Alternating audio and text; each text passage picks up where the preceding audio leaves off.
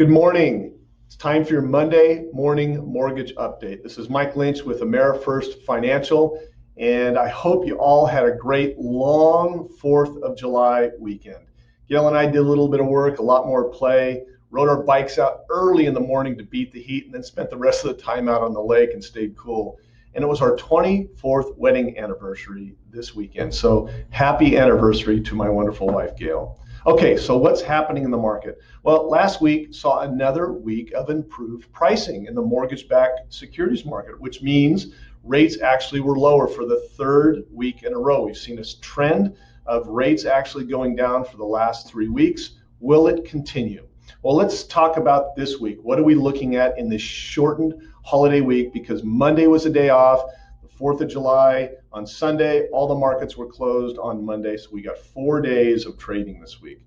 We're looking at taper, ISM, and jobs. So let's talk about taper. What do I mean by that?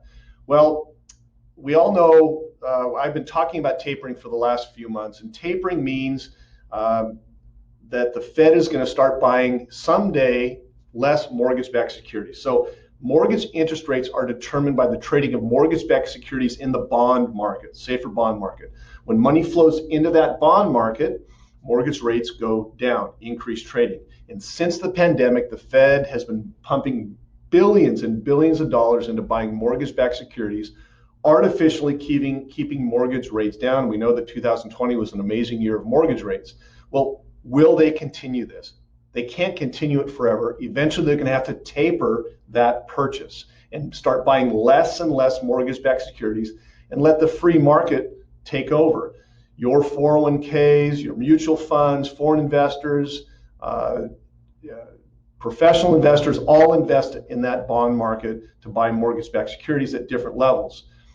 Will the Fed taper at the end of the year? Will it be 2022? So the FOMC meeting minutes, the Federal Reserve meeting they have every few months, are coming out this week. And in those meeting minutes, we're going to be looking at if the Federal Reserve members started to discuss tapering in their meeting. So we'll be watching for that. The second thing is ISM index. So ISM is a nonprofit institution that produces monthly reports. They survey businesses to show economic trends in manufacturing and services. Well, last week they had their ISM manufacturing index. It showed the economy is expanding. This is good. That means mortgage rates should be moving up. We know that didn't happen.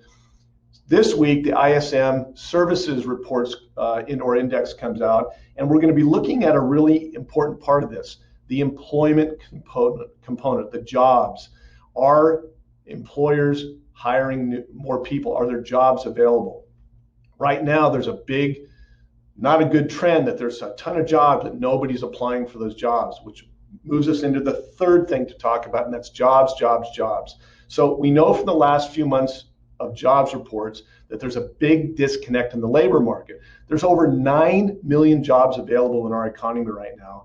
And businesses are having a very, very hard time filling those jobs. Why?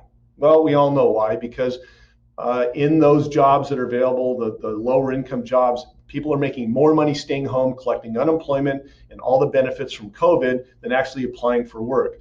And they're not going back to work. We thought that maybe in the summer, when there's more jobs available, more of those people would go back to work, but it's almost like they're deciding to take the summer off because that money ends on Labor Day. It ends in the end of the summer. At least that's what's happening now.